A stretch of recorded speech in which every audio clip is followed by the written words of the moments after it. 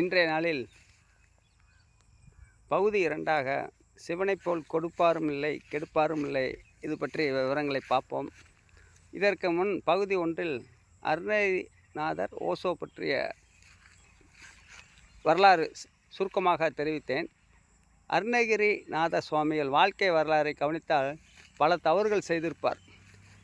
இறுதியாக தன்னால் நல்லபடியாக வாழ முடியவில்லையே என்ற ஒரு ஏக்கத்தில் திருவண்ணாமலையில் உள்ள மொட்டை கோபுரத்திலிருந்து தற்கொலை செய்ததற்காக விழுந்திருப்பார். அந்த நேரத்தில் முருகக்கடவுள் அவரை தாங்களாக காப்பாற்றி பிடித்து அதன் பிறகு அவருக்கு சும்மா இரு என்று அவருடைய உபதேசத்தை நாக்கை நீட்டச் சொல்லி அந்த வேலில் ஓம் என்ற எழுத்தை தெரிவித்து சும்மா இரு என்று சொல்லிவிட்டு மறைந்திருப்பார். இந்த வரலாற்றை கவனித்திருப்பீர்கள். ஆக ஒரு மனிதன் தவறு செய்தாலும் வருந்தினால் திருந்தலாம், உயரலாம் என்ற ஒரு உண்மைப்படி அவருடைய வாழ்க்கை, அருணகிரிநாதருடைய வாழ்க்கை அமைந்திருக்கும். தமிழ் தமிழ் தமிழ் என்று நாம் சொல்லும் பொழுது அமிழ்து என்ற வார்த்தை அமிழ்து அமிழ்துன்னு தானாக வரும். இந்த அமிழ்தை உணர வேண்டுமென்றால் திருப்புகழ் பாடல்களை பாடி பார்த்தாலே அவ்வளோ அற்புதமான விஷயங்கள் அதில் அடங்கியிருக்கும்.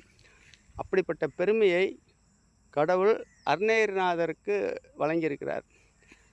அடுத்தது கவியரசர் சிறுகுடல் பட்டியில் பிறந்து முத்தையா என்ற பெயருடன் இருந்த கண்ணதாசன் என்ற ஒரு புகழ்பெற்ற தமிழ் உள்ளவரை புகழோடு இருக்கக்கூடிய அந்த கவிஞர், அவரும் அவர் வாழ்க்கையும் பல விதமான தவறான பழக்க வழக்கங்கள் அனைத்து இருந்தாலும் அவருடைய முன்னோர்கள் செய்த புண்ணிய பலன்களால் அவருக்கு ஞானம் கிடைத்திருக்கும். தன்னுடைய பெயரை கண்ண பரமாத்மா மேல் உள்ள பக்தியால் கண்ணதாசன் என்று மாற்றியிருப்பார். அவருடைய பாடல் வரிகள் நம் தமிழ் இருக்கும் வரை புகழோடும் மக்கள் ரசிக்கும்படியும் அமைந்திருக்கும். இதுபோல் பரம்பரையாக புண்ணிய பலன்களால் கடவுள் இத்தகைய ஒரு புகழோடு உள்ள மனிதர்களை அனுக்கிரகம் செய்கிறார்.